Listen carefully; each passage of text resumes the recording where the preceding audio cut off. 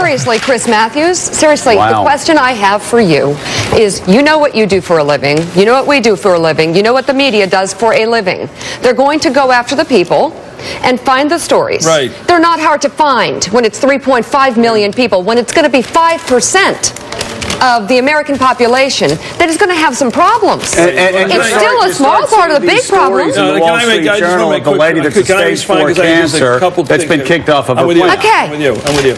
I think two things you have to say. First of all, if you're a cancer victim right now, who are you rooting for? The guy trying to help you or the other party that never even tries? Now, that's important. The big mistake the Democrats are making here is arguing over efficiency. They're not the most efficient crowd in the world, but they are trying to give people health insurance. The other party isn't. So, Chris, the Democrats that's deserve great. blame. But why would you let your president go out and say that? Why would you make that a narrative? Okay, second point.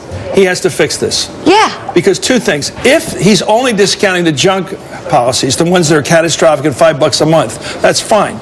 But if he's setting new standards, 10 new factors you have to meet for your policy to pass muster, then nobody was told there were 10 standards that their policy had to meet before they were allowed to keep it. He just said, you keep it. Wait. Everybody thought they could keep their plan. Chris, by the way, that was a summary point. That's what people heard. The rule is the law did not kick anyone off their plan. The law did not say you had to cancel those plans. The law said if on March 23rd, 2010, if on March 23rd, 2010, you're in place, as long as you keep that plan in place and don't change it radically, you can stay on it forever. You can drive your Pinto without airbags or seatbelts forever. On the other hand, if the insurance company changes the plan, if you go off that plan to another plan, you have to get a new plan. Who's making that change? The insurance company. Let me give you a little secret. Wait. Let me finish one thing. Let me finish. Garbage. I want to hear one more thing. This is thing. so beneath you. No. One more thing. This is so beneath you. No, it's not beneath me. Yes, one more thing, which is... You're better than this. No, one more thing, which is the insurance companies want out of that market. That's why they're changing the plans, and that's why they're sending the cancellation Could that have been predicted? They want it was the most obvious. This is why I never understood when he said it. Let's just take the statement as a state of fact.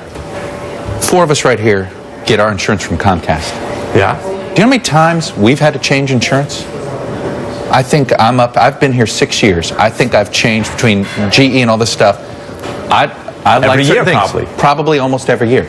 I've had no choice. I've had no say in that matter. My company has had that say.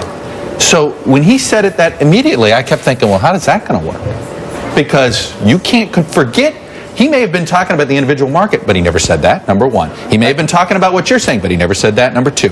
There was no fast lawyer talk, fine print at the end of the ad. You know, some of these things may not be true because right? I mean, there was none of that was there. That's funny. And this is a political campaign, Chuck. You don't give the fine print in a political speech. Be serious.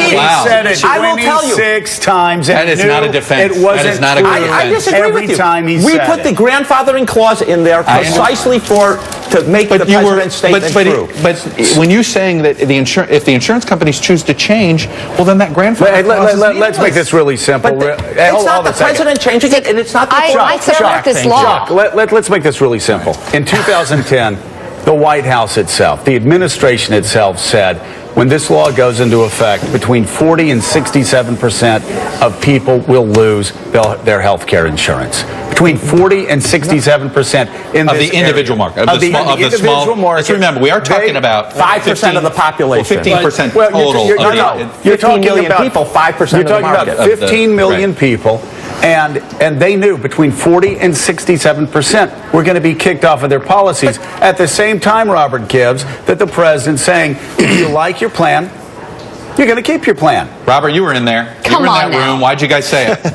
Why'd you guys say it? Please. Well, it's always a communications problem, never a policy problem. No, it's a major communications problem. It is. Yeah, I was in charge of healthcare, Mika. Look, as I said before, this is a problem that they're going to have to fix. I think Zeke is right. These plans were grandfathered. If you had an existing policy on March 23rd, 2010, you could keep it today if that plan hadn't changed. Zeke is right. Insurance companies do want to get out of this market. I think the far bigger problem, as I said earlier, is none of the people that are getting any cancellation notice are having luck going to the website and finding what's in their future. And for a lot of these people, they're going to find that they qualify for subsidies, they have a plan with a lower deductible, and a plan that provides much more in terms of robust alternatives for that policy. The biggest problem right now is the website doesn't work, and people can't go to it, and they've got to fix the website.